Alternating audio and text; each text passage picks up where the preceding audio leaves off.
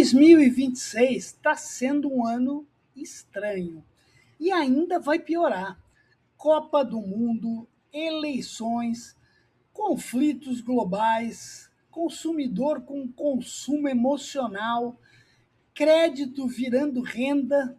Se você trabalha com crédito, cobrança ou risco, 2026 não é só mais um ano. E aí eu te pergunto, sua operação de cobrança está preparada para essa inadimplência que a gente está vivendo e ainda vai viver? Muito bom. Esse vídeo é sobre isso. Eu vou falar um pouquinho sobre o nosso cenário, os desafios e principalmente quais as ações que você deve estar implementando no dia a dia. Muito bom, mas antes roda a vinheta.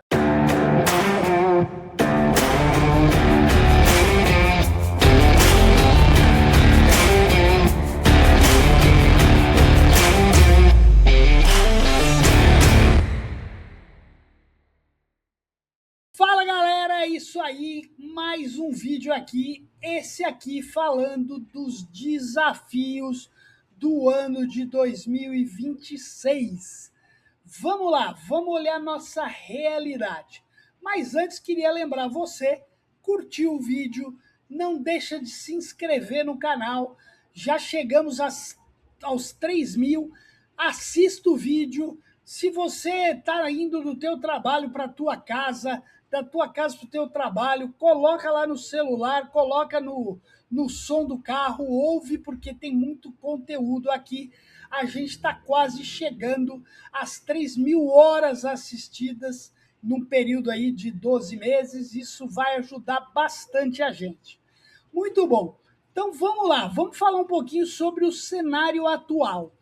A inadimplência, né, já foi dolorida o ano passado. Em janeiro de 26, a gente já fechou com uma inadimplência acima de 90 dias, o nosso indicador houve 90, com 4,2% sobre a carteira total de crédito. Esse indicador representa a carteira total, pessoa física mais pessoa jurídica, tá? E recursos livres e recursos direcionados. Eu peguei esse item aqui porque esse já é o primeiro que mostra um cenário um pouco já complicado. Ele é 0,1 pontos percentuais de dezembro, ele era 4,2, 4,1, desculpa, agora 4,3, e ainda ele tem ainda um impacto com relação a janeiro de 2025, que era de 3,8, ou seja, 0,4 pontos percentuais pior. A gente sabe, eu já fiz vídeo falando disso, tem um impacto da 4966 aí, mas não tem sobre janeiro e sobre dezembro. A gente está no momento de ascensão, né? Um janeiro pior que janeiro do ano passado. Além disso, a gente tem números aí também assustadores, lá do mapa da inadimplência da Serasa Experian, que em janeiro mostrou um total de 81,3 milhões de inadimplentes. Isso aí já começa a mostrar um ponto importante para nós, né? Inadimplência não é só um evento, né? Ela está sendo uma tendência e algo que a gente tem que se preocupar e atuar de uma forma positiva. Muito bom. Bom, olha só, né? Quem analisa só indicadores, ou melhor, não analisa indicadores, ou está olhando para o passado, ou eu costumo dizer, está fazendo a operação rezando um Pai Nosso. Porque se você não olha para aquilo que está acontecendo, você não sabe para onde você está indo. Então, a gente tem hoje não só que conviver com a realidade que a gente está tendo, quanto eu estou gerando de resultado, quanto eu tinha para fazer, o quanto eu estou fazendo, mas olhar para o estágio mais inicial da inadimplência, olhar, se eu for um credor, nas minhas rolagens de carteira. Eu sendo um escritório ou um credor, como é que está a minha quebra de acordo? Né? Como é que eu estou performando nos acordos, nas renegociações que eu tenho, né? Se eu sou um cliente credor, como é que está o meu estabelecimento de limite, a minha aprovação de crédito? Será que eu estou comprometendo muita renda? A gente vê um indicador também que é problemático, que é o indicador de nível de endividamento. Última referência era de 72% de famílias que se diziam endividadas. Então, isso é um grande problema. Então, é muito importante a gente ter esse foco nos indicadores. Esse acho que é a primeira coisa que a gente tem que estar focado, né? Muito importante. E aí, por que que esse ano de 2026 ele é tão desafiador, né? A gente tem aí um combo de cenários, né? Cenário global. Pô, a gente está vivendo agora um momento onde você deve ter parado num posto de gasolina nessa semana e visto o preço da gasolina, o preço do álcool. Meu filho e minha esposa estão lá nos Estados Unidos, estão impressionados com o preço do petróleo e, consequentemente, do galão de gasolina lá. Então, isso tudo impacta a renda, impacta consumo. Além disso, a gente tem aí o custo do crédito ainda elevado, a taxa de juros elevada. A gente, hoje, esse vídeo aqui está indo ao ar quinta-feira. Ontem foi a reunião do Copom. Eu ainda não tenho as informações. Agora, nesse dia de quinta-feira, a gente já vai ter. Mas eu tinha as grandes expectativas.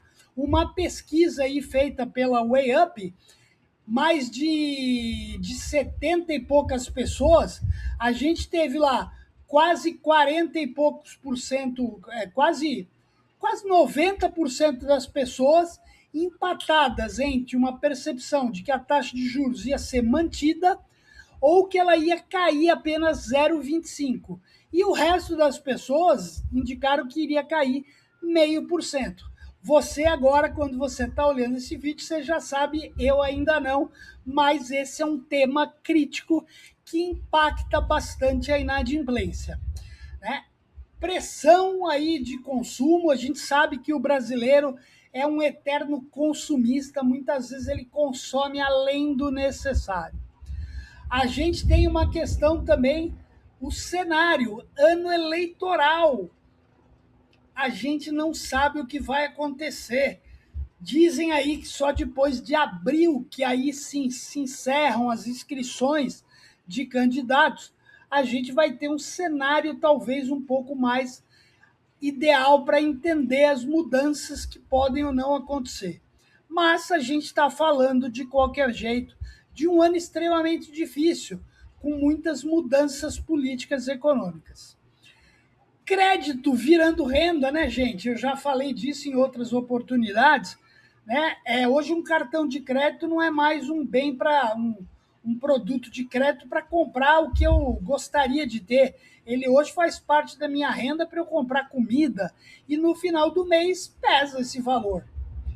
A gente, além de tudo, tem um calendário extremamente apertado, muitos feriados no ano de 2026, né? Muitos feriados, poucos dias úteis.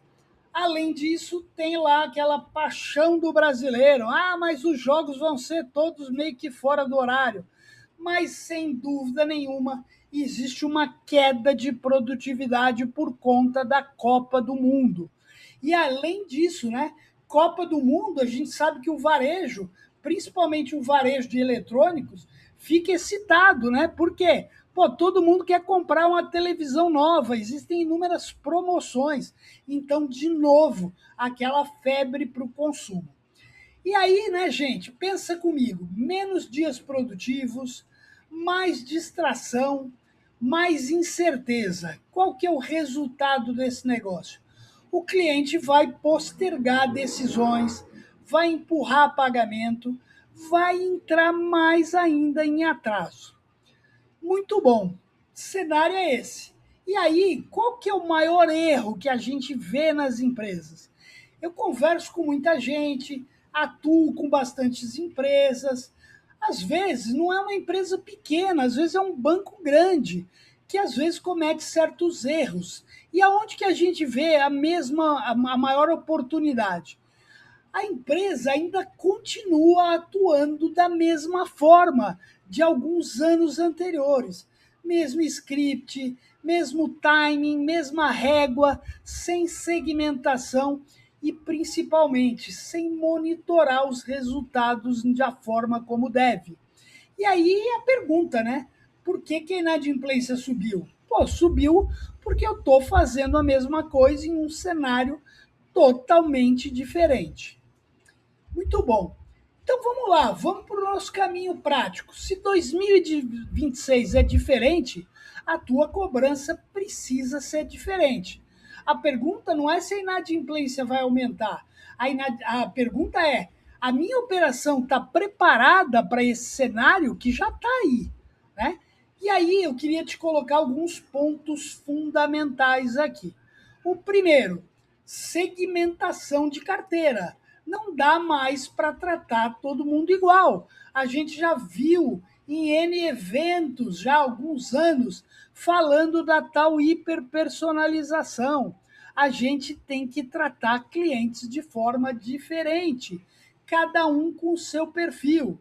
Óbvio, não dá para fazer isso individualmente. Eu tenho que criar grupos, perfis, aonde eu trate aquele perfil que se parece de uma única forma. Muito bom. 2, cobrança multicanal, né? E além de tudo, omnicanal. Não adianta só ter múltiplos acionamentos, mas eles têm que estar conectados. E sempre lembrando, o telefone sozinho não resolve mais. Eu tenho que ter outros canais e principalmente canais receptivos para que o cliente possa entrar em contato comigo a hora que ele quiser, mesmo que seja às 3 horas da manhã. Um portal de autonegociação é uma alternativa. Muito bom. Terceiro item aqui que eu listei: inteligência na jornada. Eu tenho que ter muita inteligência no meu processo de cobrança, né? Telefone é uma alternativa, mas eu não preciso só saber o canal. Eu preciso saber quando falar, como falar e por qual canal. Isso é muito importante. Outra questão, recuperação de cliente não é só dinheiro, é recuperar o cliente. Quem só recupera dinheiro perde cliente. Então é muito importante a gente ter esses 4 pontos muito na cabeça. Que mais que a gente tem que tentar entender? Poxa, eu preciso me antecipar. Eu não posso deixar o cliente atrasar muito tempo para entrar em contato com ele. Eu preciso separar meu grupo de operadores. Eu preciso ter uma galera ou uma ação, seja SMS, IA, e-mail, atuando na cobrança logo que ela ingressa em cobrança. Isso é muito importante. A questão dos acordos, que eu já falei aqui. Eu preciso fazer acordos sustentáveis para já evitar a quebra, mas eu preciso trabalhar o pós-acordo para evitar a reincidência. Preciso também ter uma comunicação ativa. Não adianta só falar com o cliente no momento do atraso, mas eu tenho que me antecipar, ser preventivo. Eu fiz uma negociação, eu tenho que lembrar o cliente da negociação. Eu tenho que buscar sempre acompanhar o relacionamento, mesmo antes dele ser um cliente inadimplente. Isso é para um credor. Eu preciso entender que cobrança não é só operação.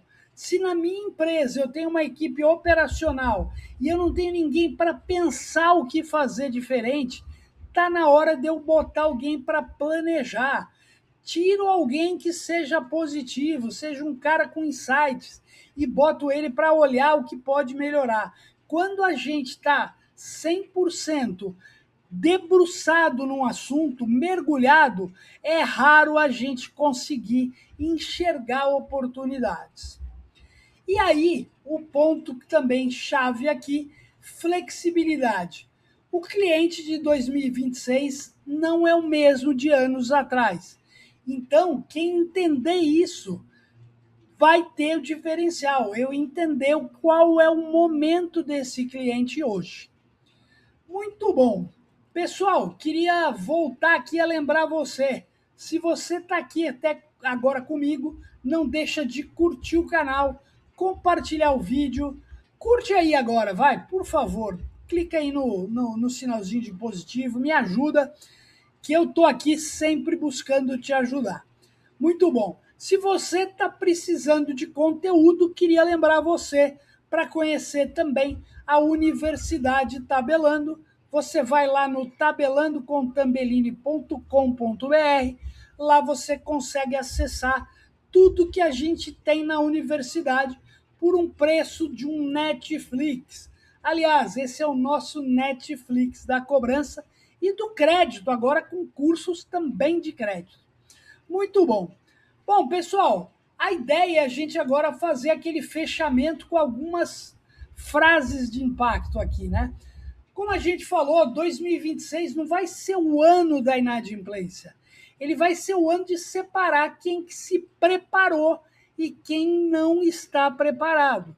Eu costumo dizer sempre o seguinte: cobrança não é pressão, é entender o momento do cliente. Se eu tiver com o objetivo de cobrar, cobrar, cobrar e não ouvir o meu cliente, não vou ter sucesso. Eu preciso entender o momento e aí sim buscar construir um caminho para que esse cliente se reabilite. 2026, então, vai separar quem reage e quem se antecipa. De novo, quanto mais antecipado eu chegar, maior a chance de eu poder recuperar esse cliente. E eu te pergunto de novo, será que você está preparado ou você vai correr atrás do prejuízo? Se você trabalha com cobrança, recuperação ou crédito, 2026 não é um problema, é mais um aviso. E ó, tá no começo, hein? O aviso ainda tá no começo. Já logo, logo estamos acabando o primeiro tri. Então, corre, procure entender um pouco disso tudo que eu falei. Olhar para a tua casa e ver, estou fazendo isso? Tem oportunidade aqui? Tem uma forma melhor de eu fazer isso? É muito importante, porque quem entender isso quanto antes vai recuperar muito mais, galera. De novo, a gente trabalha muito focado no dia a dia, naquilo que a gente tem que entregar. Repito isso sempre. Cobrança é meio que uma batida de bumbo. Eu tenho que bater bumbo, como se eu estivesse participando de uma banda e a hora que eu falhar aqui, vai falhar a música. Então eu tenho que continuar batendo bumbo. Mas eu tenho que ter uma oportunidade de dar um passo atrás, seja eu, seja algum gestor, alguém tem que olhar a minha operação de fora para tentar entender as oportunidades.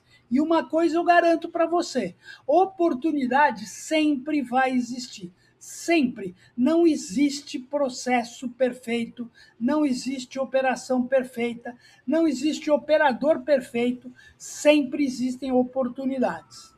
Muito bom. Se esse conteúdo fez sentido para você, compartilha com o seu time, coloca o vídeo para eles assistirem, porque esse ano aqui vai exigir mais inteligência do que nunca. Galera, é isso. Esse é o recado. Estou aqui à disposição. Quiser falar comigo, interage aqui no vídeo, manda mensagem, interage comigo no LinkedIn. Lá tem meu telefone, me manda o WhatsApp, eu tento responder todo mundo. Só falo que eu não respondo corretor de imóvel que acha que eu tenho mais dinheiro do que eu tenho. Muito bom, galera. Esse aqui foi mais um vídeo do Tabelando. Queria dar um abraço, deixar um forte abraço a todos. Vamos lá, o ano promete, vai precisar bastante da gente. Um grande abraço e até a próxima.